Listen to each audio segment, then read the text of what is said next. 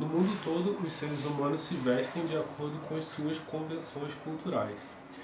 Muitas vezes a gente se acha que a roupa tem um significado, passa um certo estado de espírito, mas ela também passa por processos de industrialização, globalização.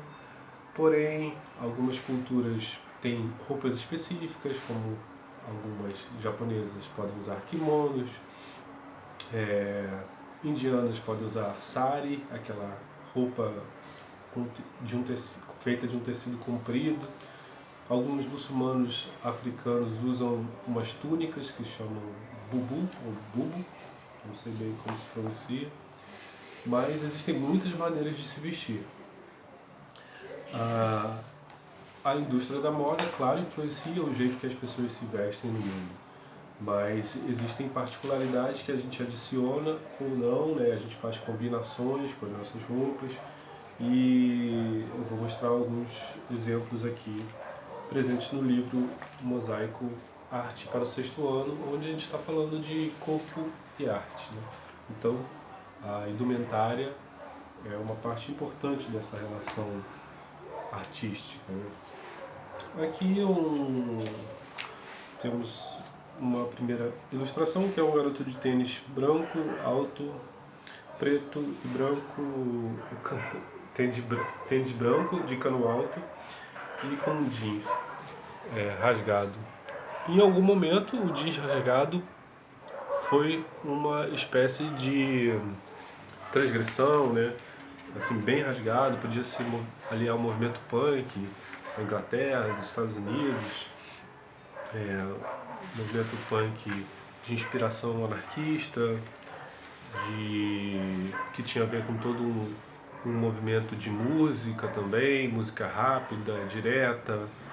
E os artistas gráficos são aqueles que tentam passar mensagens através de imagens normalmente mais impactantes, né? Aqui o exemplo é o J. Carlos, capaz da revista Para Todos, que foi feita entre 1919 e 1932. Então elas refletem esse tipo de vestimenta idealizada, né? Uma mulher esguia e que tem cabelos curtos, mas bem alta, magra, né? Então tem a ver com essa ideia já de modelo que a gente tem hoje, né? E que aos poucos vem se desfazendo também. Algumas marcas têm se preocupado com isso, né? Não de colocar apenas aquele modelo europeu para desfilar e tudo mais. Mas a moda não é só esse tipo de vestuário que se liga a existir esse estilismo, essa questão das roupas caras ou de um mercado que é muito que gira muito a economia. Por exemplo, aqui os cangaceiros do sertão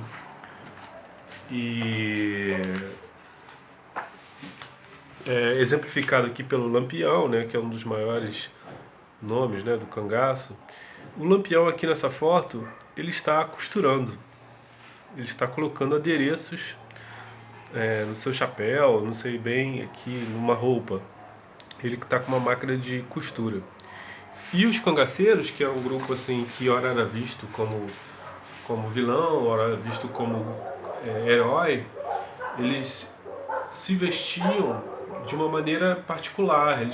Eles costuravam a própria roupa, eles faziam esses adereços que tinham a ver com hierarquias, os adereços no chapéu. Aqui, por exemplo, tem umas moedas grudadas nos chapéus. Então, eles tinham uma identidade feita através da expressão da roupa, com as bolsas, com esses bordados, né, que eles faziam. A Zuzu Angel foi uma estilista dessas que se ligou ao mercado internacional, inclusive, né? E ela passou a fazer muito sucesso em dado momento E em 57 ela começou a trabalhar com esse tipo de moda que tinha uma alusão às culturas afrodescendentes. Então a questão da túnica, né, que é um pouco, que há algum tempo foi um pouco polêmica e tal, a apropriação cultural, tem esse tipo de discussão também. Mas nessa época, em 1957, o Zuzu Anjo estava pensando na cultura brasileira e como representá-la através da moda, e ela passou por uma situação que mudou o, a forma dela fazer os seus trabalhos, que foi o assassinato do seu filho, o Stuart Angel, que foi morto por agentes da ditadura militar brasileira em 1971, e ele tinha apenas 26 anos. E isso mudou a maneira dela fazer os seus trabalhos de, das roupas, né? E um cara que mudou muito as roupas que tinha e que pegava as roupas velhas e transmutava isso, e que viveu num hospital psiquiátrico grande parte da sua vida. Ele viveu no hospital aqui no Rio de Janeiro de 38 até 1889, e é o sergipano Arthur Bispo do Rosário. Aqui tem dois fardões aqui do bispo. Ele acreditava que ele tinha sido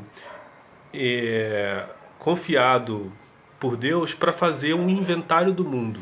Então ele colocava nas roupas e pedaços de madeira e de todo quanto é tipo de objeto que ele encontrava, sabonetes, resto de amaciante, de sabão em pó, e ele fazia esse inventário, ele juntava tudo e fazia alguns tipos de trabalhos assim que tinham a ver com roupa também.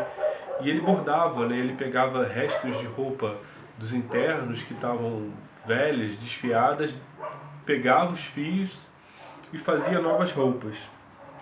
E fazia instalações também. O Bispo do Rosário virou uma referência, né? E o designer de moda japonês Issei Miyake fez esse tipo de roupa aqui, que tem uma alusão ao origami. O origami é aquele pedaço de papel que, através de dobraduras, se transforma em animais ou em pessoas. E esse tipo de roupa aqui, feito em poliéster, com fibras, né? Então ele é montado, assim, dobrada, né? Então boa parte das roupas baseia-se em moldes já pré-existentes, né? Antigamente, na época, por exemplo, quando a Zuzu Angel começou a fazer moda, uma das grandes coisas que ela mudou foi que passou-se a fazer roupas pré-moldadas, né? Por exemplo, agora a gente compra as roupas já feitas. Antigamente elas eram costuradas de acordo com o seu tipo físico. Hoje, né, se separa pequeno, médio, grande e tá bom, né? E essa estilista, Lena Santana, ela faz de maneira diferente. Ela faz as suas roupas de acordo com o modelo, né? Como antigamente. Então pega-se um modelo e costura-se de acordo com as medidas e de acordo com o modelo que está ali. Vai se fazendo e vai se modelando junto com o corpo, né? Então o caimento, a coisa fica muito mais individualizada. E ela usa esses padrões assim floridos que tem a ver um pouco com a cultura popular, né? Às vezes a gente pode achar nas feirinhas roupas com floridos, né? A gente tem aqui, por exemplo, um pano muito popular que é o de chita, que são aquelas flores também, né? Feito de maneira para ficar um pouco mais barato. Então esse tipo de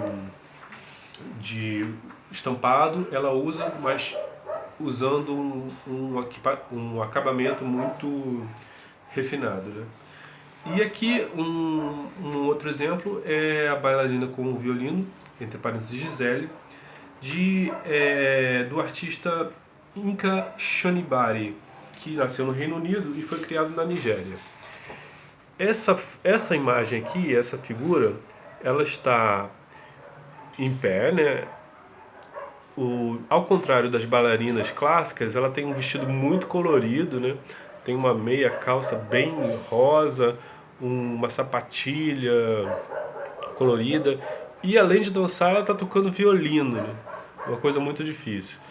Se fosse uma pessoa, né? No lugar da cabeça dela tem uma bola que pode remeter ao globo, né?